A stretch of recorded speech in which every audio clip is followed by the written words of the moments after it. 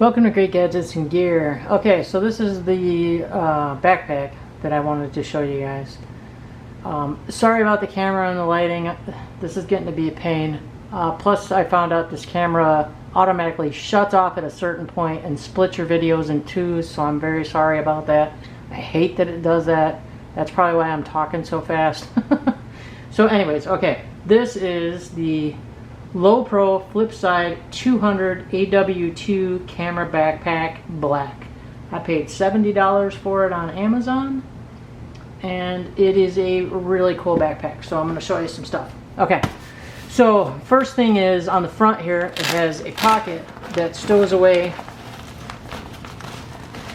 a little flap, which is kind of like a little bag here that you put your tripod into. You fit it down here, and then up at the top here it has a little pocket here that hides away the straps. So sorry about the lighting. So there's the strap, so you can tuck your tripod in here, run it up here, strap it down. You could put in any height tripod you want, but from the bottom of this pocket up to this part of the pack is 18 inches. So that would, to me, would seem to be the most comfortable, and I think that's pretty standard for the breakdown of a lot of tripods. I know you can get smaller ones or gigantic ones. Anyways, very durable pack. I'm not sure what the ripstop nylon is, and I'm sure that's what it is because it's really, really nice and durable. It's very nice feeling to the touch. Shove that back in there.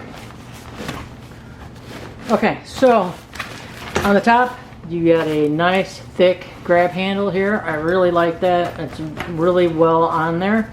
On the sides, you have a compression strap at the top and a mesh water bottle pocket on the side, which I have some Kleenex in. Same thing on the other side. As you can see, I got my Manfrotto. I can't talk today, so you're gonna have to give me a break on my pronunciations. It's from trying to talk a mile a minute. My Manfrotto. This is a monopod, and then your other water bottle pocket. You got a little hanging hook here, straps, your shoulder straps, nicely padded. Then you have a single, as you can see here, a single waist strap. It's just a little strap. And then there is a strap that runs along the bottom. I'm not sure quite exactly what it's for. It's just a strap. It doesn't, it just stays there. The cool thing about this, as you can see down here, there's a little label for it, is there is a rain cover included. So it's down here in the bottom pocket. It's actually attached to the bag there, as you can see, so you won't lose it. It's attached right there. It stays. So, and it's a nice lighter gray color. Alright, so that is awesome that they included that in there. There's a couple little tabs here where you could run carabiners through. Let's see. Okay, and then you have a chest strap here. It's adjustable on the rail system, and then you also have load lifters. Or no, load lifters are at the top. You know, to tighten down your shoulder straps so everything's nice and snug. And then it's got a little, just a little logo thing here. You could clip something to that if you wanted to. The only comment I have about the straps themselves, they're nicely padded. I don't like the cut of them. I'm a woman, so they tend to dig into my shoulders, right, almost at just above the armpit. And it's hard when you're swinging your arms when you walk, because most people do. It rubs, and it hurts. It gets sore. So I have to use the chest strap, and I have to really get it as tight as I can get it to pull those straps in to compensate for that. That was the only thing, though, and obviously it wasn't a deal breaker because I kept the bag. But on really, really long hikes, I got to take some breaks and stuff. It gets to be really uncomfortable because I really push the limits of this bag, and I'll show you that in a minute. But the back itself is heavily padded. It is really, really padded. It's an inch thick padding. It's very, very hot in the summer. Extremely hot. You sweat your butt off with that. It's very comfortable, but it's very sweaty. you take it off and you got sweat stains down the back of your shirt. It's so not really good for circulation, but padded for comfort. The only other thing that I'm curious about with all these companies that make this stuff is, why do you have such dark colors in the summer? I mean, you're going to roast, it's going to be uncomfortable, your camera gear is going to roast. I could see if this was like a summer-winter deal where you had, you know, like your winter version in black to absorb the heat to keep your camera gear functioning. But I'm kind of confused on why black and really dark colors in the summer. They do have other options though. They do have like a wide variety of different camos, and I think they're like $50 more though, just for the different color versions. Because I did look at some of them are slightly different versions too, different configuration of this pack, and I actually like the way this pack is set up. But I think there was a gray-green one too, but again, it was like $50 more just for the color. So that I was a little bummed out about, but you know, make it work. All right, so the first pocket up here in the front is awesome. Double zippers. They did not cheap out. They didn't give you one zipper, they gave you two, which is nice because you can configure for however you want it to be able to get into your gear fast. I just love that option when there's double. Okay, inside it's a nice light color to be able to find your stuff, which is awesome. And it is a very good sized pocket. It doesn't look like it, but it is. You can fit quite a bit of stuff in here. You can put snacks in here. You can put books, manuals in here, whatever it is. Because, you know, I use this as a hiking pack, obviously, so I got to put some of my hiking gear in here along with my camera gear. My camera gear, because this is such a small bag, fills up the entire bag. So whatever else I want to carry, I got to try to fit between the water bottle pockets and this pocket. And so far, it's worked out really well. There is a mesh pocket, and then the same size solid pocket. Above it is a slightly larger pocket to your knuckles. You have a couple either pen loops, or you can use it for your brushes to clean your camera. The key loop here, I like this because it's nice because then your keys don't all fall all the way down to your bag and you're digging around for it. You have a mini, a nice sized pocket here, but it's a flat style pocket, so it's more for like your iPods, or not iPods, iPad, the smaller ones, or Kindle or something like that, or you could put a manual in here. I have wet wipes in here. Stay nice and clean. Alright, so then we go inside. Two zippers, nice again, configure it the way you want. Best feature of this bag, it opens to the back. No one can walk up, open the front of your bag, and all your camera gear falls out onto the ground, and then you're out a few $1,000, or somebody reaches in and steals your camera gear. Which, I know it sounds kind of weird, but with what's going on in the world right now, people are acting and doing stuff they don't normally do. I mean, it's crazy out there right now. So you gotta protect yourself, you gotta protect your gear. So right now, this is like one of the best, coolest features that I've come across for camera gear, is to have it open to the back.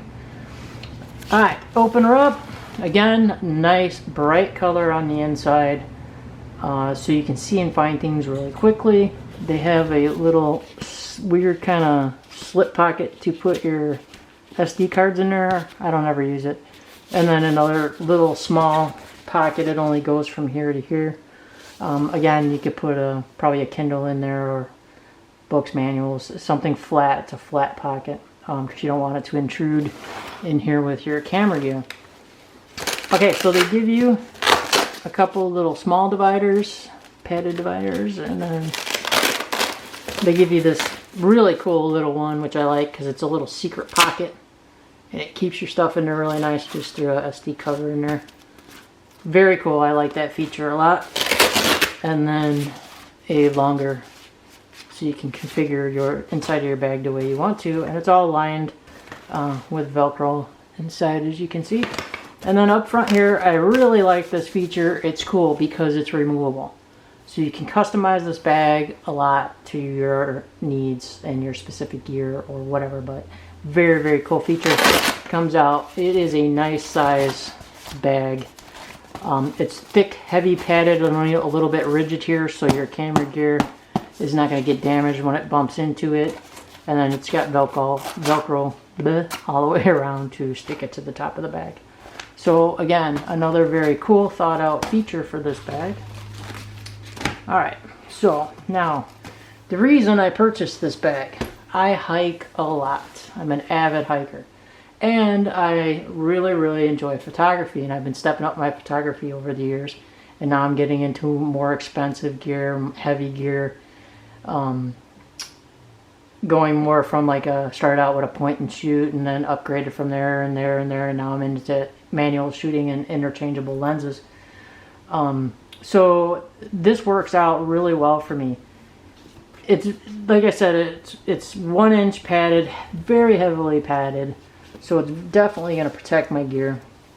Now for the gear itself, I've really pushed the limits of this pack. I own a Sigma 150 to 600 millimeter big honkin' 4-pound lens, and it fits.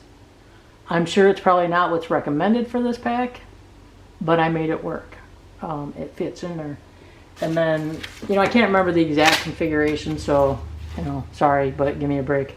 But I configured it to where it's nicely protected and padded all the way around, and I was still able to get my camera body in here and a bunch of different lenses. I could still get in like that 18 to 55, separate it. I could get in my 70 to 300 millimeter. These are both just kit lenses that came. But I gotta tell you, the 70 to 300 millimeter, this thing is actually a really decent lens if you use it properly. But anyways, so that padding comes in handy. This lens is 4 pounds. When this bag is fully packed out with all my stuff, including water and everything else, it's between 12 and 15 pounds. And after a while, it's quite heavy. The padding is nice. It does its job. You can see it closes up just fine. It's just hard to do at this angle, sorry. But it closes up just fine. And the padding does its job. I don't feel nothing digging in my back or poking me or nothing like that. But what I do have with this is there's no circulation, no airflow through this circulation. That's funny. There's no airflow through this bag at all. So it's very hot. It's very sweaty. I have to stop every so often, take it off and let my shirt dry because it just gets that bad. Especially now, like this year, it's been, what, 90 plus all July. So that's kind of a pain. And then the shoulder straps, because now I got spoiled with women's packs, and their shoulder setup is cut differently. So these kind of dig into my shoulder, and then when you add that extra weight in there, it's really digging into your shoulder, and then so that starts to cause some pain and some problems. So for the most part, you know, I only packed that huge lens for something specific. Like we had ospreys in our local park, which was amazing because we don't usually have that. And they had babies and everything else, and it was great. It was awesome. You could trek in, carry this huge monster, get your shots, trek out, and it went great. It works great. But it does get painful if you're out for a really long day. I mean, anything more than a couple hours, I'd have to go to some kind of different kind of pack or just go in and go out. But if you take that big lens out of there and just use this as a normal camera bag, as it was probably intended, you could probably go a lot longer. It's just a very cool pack, the way it was designed. And I'm not a big fan of these things because I really don't like these things. They're hard to configure, and they're just so floppy, and I almost wish they made the truck pack for inside of here. Might want to look into that. But other than that, very cool bag, especially $70. It's a great deal. So now one of the other amazing features of this bag is when you have that little single waist belt, which I don't use normally, on, you can swing this bag around and get into it. Okay, it doesn't quite work the way it does in the picture. At least it didn't for me. But it's an interesting design feature. The problem is with the belt. If you have the belt on too tight, you can't spin it around, obviously, because of friction. That you have a hell of a time spinning it around. And if it's too loose, you know, obviously it's not going to hold it up really well. I mean, even in the best case scenario, I couldn't get it like he had it in the picture. I was kind of, you know, it was kind of way down there, but at least it was holding it. It was kind of like having, you know, an extra hand. So that worked out pretty well. And again, depending on the weight you have in here, the size of your gear and stuff, probably will add to how that flops down or how level you can get it. But it's a really cool feature. So as far as this bag goes, for $70, I highly recommend this bag. It's an amazing bag. It's just got way too many features for 70 bucks. It is pretty damn comfortable for a camera bag for what it's designed for, because if you look at all these camera style backpacks, a lot of them, they're so square, they're so bulky looking, they're not really built so much for comfort as they are for protection of your camera gear. But so far, out of all the ones I've tried, and I did try their sling one too, and I'm sorry if this video is running long, I hope it doesn't cut off, but it probably will. This is a weird camera. It cuts off and divides it into two videos. But anyways, you don't have to watch this part if you don't want to. I tried their sling pack. Really cool looking design on that one. It's called the Lowepro Slingshot Edge 150 AW. Really tiny pack. Really cool design though, but the sling didn't work for me. Being a woman, it was really uncomfortable to have something riding there. And it looks a little weird, the, you know, heavier you are on top. But one of those too, it's where they have it designed where you get to your camera gear from the front and then a little side door. And it was just too small. My camera wouldn't slide in and out of there very well, and then trying to configure it, that little tiny area to get your lenses in there, you know, it just wasn't going to work out for me. And with as weird as it is in the world right now, you really got to watch your stuff and yourself. So you don't want someone coming up behind you who's a jerk and unzips that, and thousands of dollars of gear just fell out on the ground, and you know, now you're crap out of luck, or somebody walks up and steals something out of your bag. So I really like that feature that it opens up to the back. I mean, that's pretty well thought out. That's part of the reason I bought it too. It's just, it's great. And you know, you have to keep that in mind, especially, you know, I'm a woman out there trekking alone, so I have to keep all this stuff in my mind when I'm out there, because you just never know nowadays. But it's a great safety feature. And overall, I highly recommend this bag.